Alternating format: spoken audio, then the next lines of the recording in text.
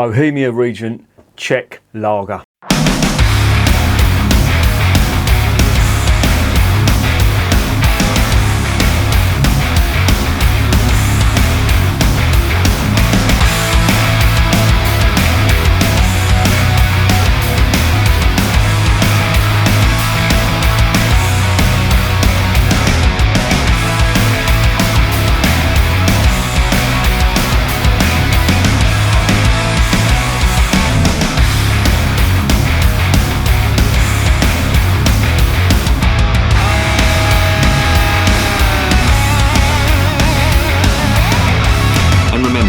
Life is too short to be drinking shitty beer.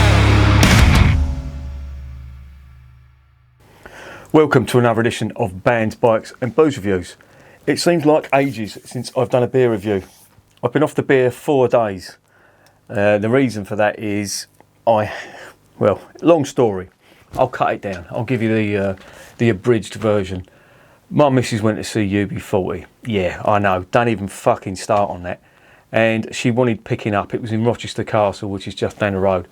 And a fucking absolute rip-off. I mean, she smuggled a load of vodka in. And she smuggled a litre of vodka in, her and her mate. And when I picked them up, they were absolutely fucking smashed. And I sort of see why they smuggled a litre of vodka in there. It was £10 for a vodka and Coke.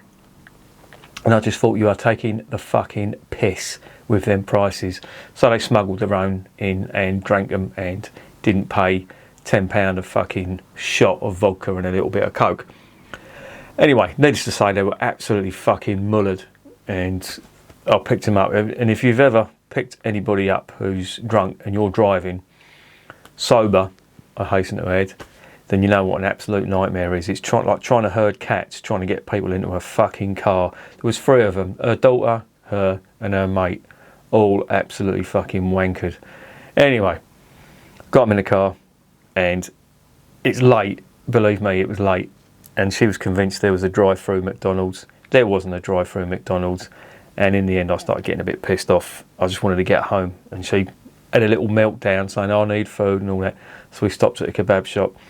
Now, I don't mind a kebab, I'm quite partial to a kebab, but they didn't have any shish kebabs. It was just the doner, you know, the elephant's leg that goes round in the window. And against my better judgment, I had one of them. Fuck my old boots, was I rough the next day. For 4 days, I was absolutely dying. And when I say not well, put it this way, I didn't have a beer for 4 days, which is unheard of for me. That's how bad I was. Yeah, and it weren't pretty either, if you know what I mean. So, here's me, 4 days later, with a bottle, fucking hell, I've not even had a beer yet, with a can of this stuff. And this is the Bohemia Regent pale lager, or traditional pale lager, or traditional Czech beer. I don't know, whatever you want to call it. It's a lager though, it's not a pilsner. I want to make that distinction right away. There's a misconception, and a lot of people do it when they drink Czech beer, they automatically think it's a pilsner. That's not the case. Pivovar is not a pilsner. Pivovar is a pale lager. This is a lager. Pilsner Urquell, as the name would suggest, is a pilsner. The Czechs are well known for being drinkers of pilsners and brewing pilsners as well, but they do really good lager too. Now, this lot, they brew for Marks and Spencer's. So if you've ever had the Marks and Spencer's traditional Czech lager, this is where it's come from. It has come from a genuine Czech brewer, which I think is great, because you get a lot of these 2-bob supermarket brands and they claim to be something and they're not. Don't get me started on all the contract brewed stuff that you get in Aldi and Lidl and all that. The German stuff isn't too bad, I will say that, but the Hafer, was it Hafers or something? Fucking yeah, you know what I mean. But yeah, it's not good. Basically, it's all contract brewed by either Shepherd Neame or Marston's. And if something's contract brewed, I mean, Marston's own beer is shit, but if they're contract brewing, then that's even fucking worse. But this stuff is contract brewed by a genuine Czech brewer. Staropramen used to do contract brewing for Sainsbury's, believe it or not. Sainsbury's traditional Czech lager, rumoured to be Staropramen, just in a different bottle. I tried it and I really liked it. If you want to search that, it's on the channel. But that was really good. It was a really nice lager. This stuff, this is their flagship beer. Now, I want to see, I was going to do a back-to-back test to put this up against the Marks and Spencer stuff to see if it was the same stuff, just rebadged, or whether it was just a genuine contract brewed beer and this is different. Sadly, not that I can't resist, I've got absolutely no fucking willpower whatsoever. This was in the fridge and I thought, do you know what, I'm drinking this. But I did see this for £1.99 on DrinkStation. There's an online retailer called DrinkStation. So if this is any good, I may have to visit them and they'll get my lazy arse down to Marks and Spencer's and I will do a back-to-back test. But I've got a pretty good idea of, or memory of, what the Marks and Spencer stuff was like. One thing I did notice about it, it was quite sweet. Which, yeah, okay, it's not a Pilsner, but they said it was a traditional Czech Pilsner. For me, a Pilsner shouldn't be sweet. Pilsner should emphasise the hops and have a nice bitter finish. Even more so if it's a North German Pilsner, you get like a slightly bitter and dry finish on it. And if, of course, if you want to go to the extremes, just buy a bottle of the Jever Pilsner, which ain't bad, but it's bitter, believe me. Anyway, I've covered the history of the brewery in the other video. I'll do another Bohemia Regent beer on the channel. If you want to look at the history up, just search the other beer, the other Bohemia Regent beer on there. But I want to go quickly over one of the brewing methods that's used for this beer. They use what's called double decoction mashing. Now, I've discussed this in a couple of other videos. Usually German brewers are renowned for doing this, but this lot do it as well. Now, if you're not sure what double decoction mashing is, or decoction mashing, it's a traditional way of brewing beer. And the way it works is you would put the ingredients into the mash, you would take a portion out, you would boil that portion, you would put it back into the mash, then you would brew it. Double decoction mashing means you take a second portion of that mash out, you brew it again, or you boil it again, and then you put it back in. Now, it's very labour intensive, and that's why not a lot of brewers do it. I don't think there's any that do it in this country. There may be a couple, I'm not aware of them, none of them springs to mind, certainly in the UK. In Belgium, I'm not too sure, possibly, but in Germany, I know there is, and obviously this lot do it as well. Now, what's the point of it if it's a very labour intensive process? Well, I wouldn't say it's the rumour, but the byproduct of it is more intense flavour, and that's not been disputed by anyone really. It has been known. Even home brewers have questioned why to do it, and if you look at a few homebrewing forums, they'll say that it is worth the effort because it does increase the flavour. So I'm hoping this is going to be quite a flavoursome Czech pale lager or Czech lager. So with all that in mind, let's get this open and let's see what's going on.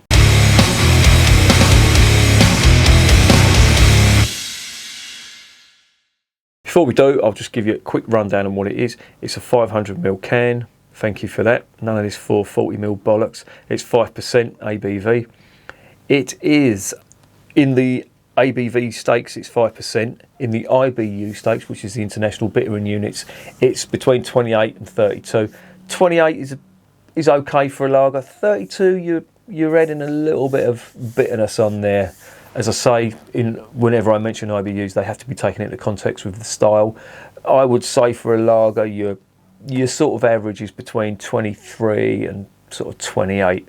That's your range of bitterness on the scale, if you know what I mean. So if you're aware of the heat measuring scale, the Scoville scale that you use for chilies, it's a bit similar to that, but with the bitterness on here. So I think this is a little bit over the top, but I could be wrong. Sometimes it doesn't really correlate to the actual taste. The ingredients are quite interesting. You've got 3 different types of hops.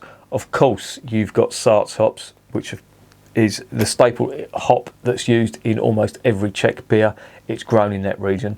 They grow the best Saaz hops, and it's one of the noble hops, and it is absolutely perfect for lager. There is also Aurora hops in there, and there's Hercules hops in there. Hercules, of course, is a German hop, used a lot in wheat beer, believe it or not, and in certain lagers as well. Very popular in Bavaria. They use that quite a lot, and it's grown in the Hallertau region of Bavaria too. So that's quite an interesting hop bill on there. You have got Pilsner malt, naturally, coming from Moravian barley. So the ingredients are all authentic as well, so it's looking pretty good. The can is there, green can, lots of gump on the back. This is exported a lot, that's all foreign languages, and it's got the date of the brewery. They date back to the 1300s, 1379 is it? Yeah, 1379, in a place called Třeboň, which is in the Czech Republic. Anyway, let's get it open. Let's see what's going on.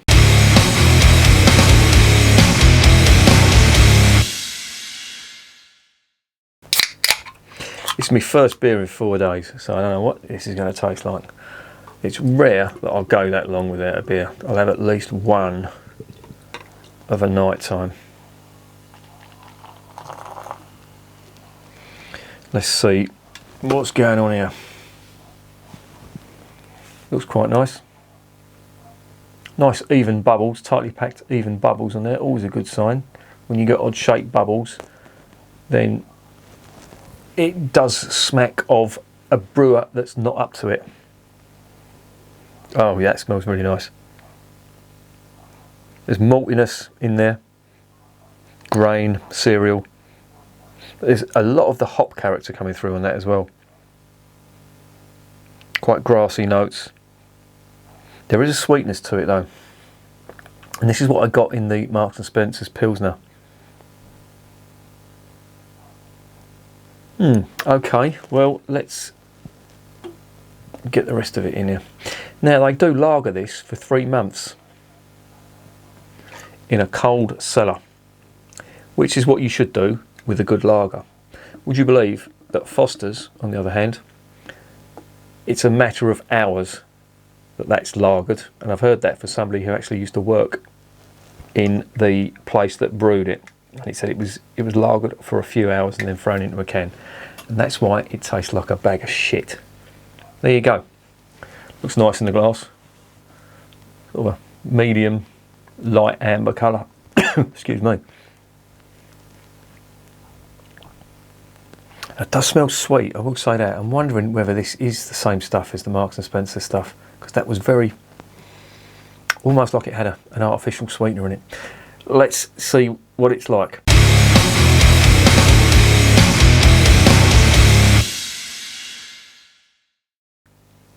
Bottoms up.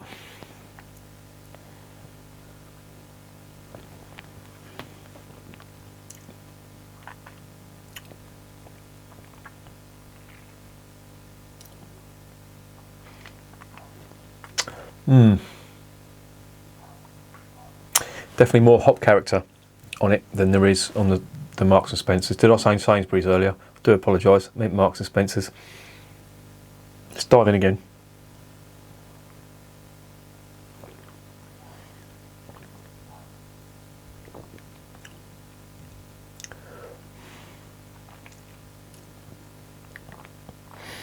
That isn't bad.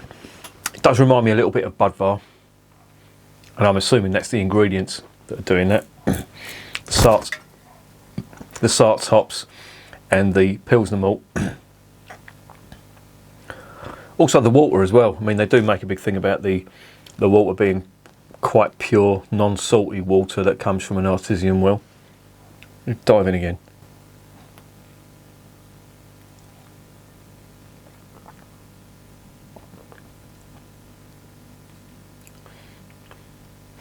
There's a lemon citrus on that. Can definitely get that. Almost fruity.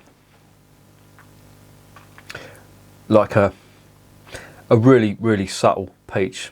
I mean, you really have to get your taste buds and focus on what you're tasting, but I can get some quite sweet fruit on that. Don't get me wrong, it's nothing like an American style hop that's giving it that, but there is a trace of like a sweet citrus fruit in that, but some nice hop bitterness on there too. This isn't bad.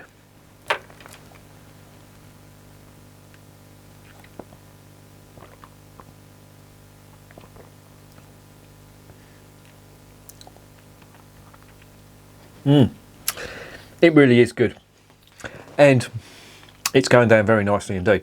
But you can get the similarities with Pivovar here. In fact, if anything, there's a little bit more flavour than Pivovar. Now, don't get me wrong, Pivovar is lovely. I really do like Pivovar. It's a great session beer. It goes down really nice. In the summer, it is the perfect drink. But I think there's a little bit more flavour intensity on this, and that's not just me imagining that. I think it has got something to do with that double decoction mashing that they've done. There's just a little bit more to it, I think, a little bit more character.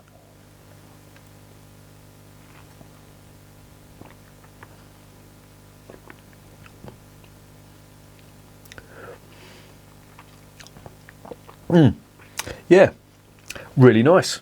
I do like that. And this is going down very nicely indeed.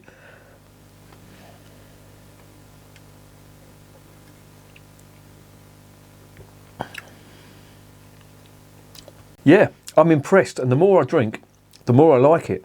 That is a creeper. I can't emphasise too much the hop character that's on this. It's subtle, but it creeps up on you once you've had quite a few mouthfuls. You like get a build up of that hop, that grassy, lemony style hop character on the finish, and it's really nice. I like this. This is really nice.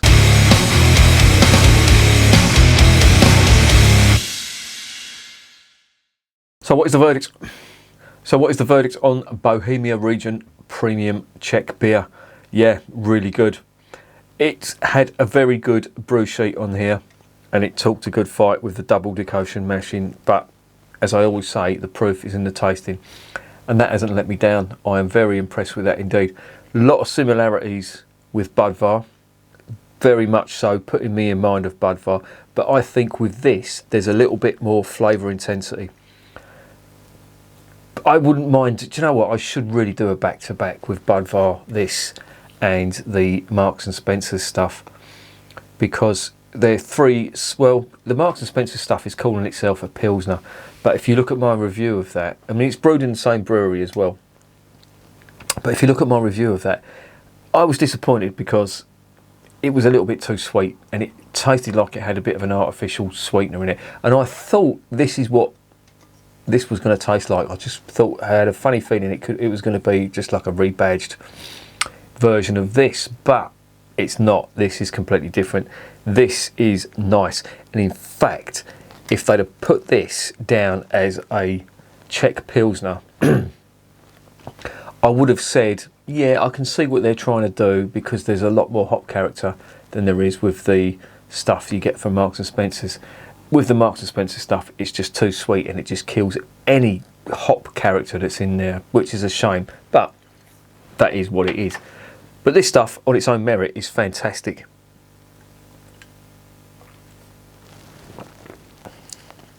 And the more I drink it, the more I'm liking it.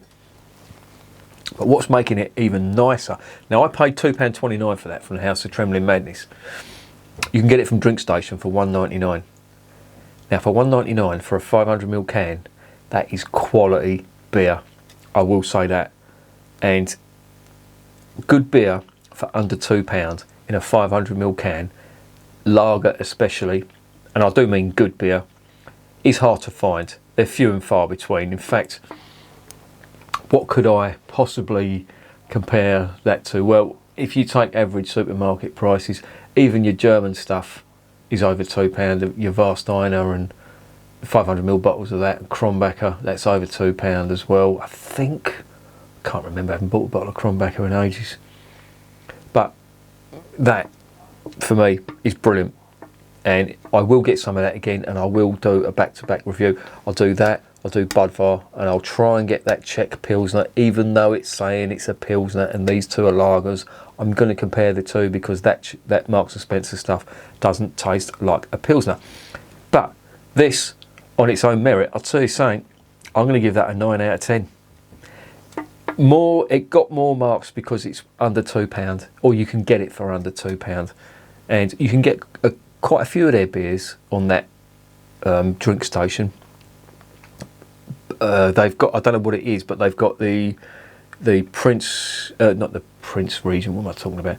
They've got this, they've got the other one I reviewed, whose name escapes me now, but they've also got some other Czech beers on as well. Have a look at Drink Station, they've got some very interesting German and Belgian beers on there as well. In fact, I may have to put in an order. I've just put in an order with Beers of Europe as well for quite a bit of German and Belgian stuff. The British stuff that they had on there, I couldn't see anything that I thought was worth reviewing, to be honest. So it was mainly craft stuff. You know, when you go in Beers of Europe and you look on the sections and you do it by country, if you hit British stuff, it's just fucking wall-to-wall craft beer. And I know I reviewed a craft beer the other day, the San Francisco from the Anchor Brewing Company.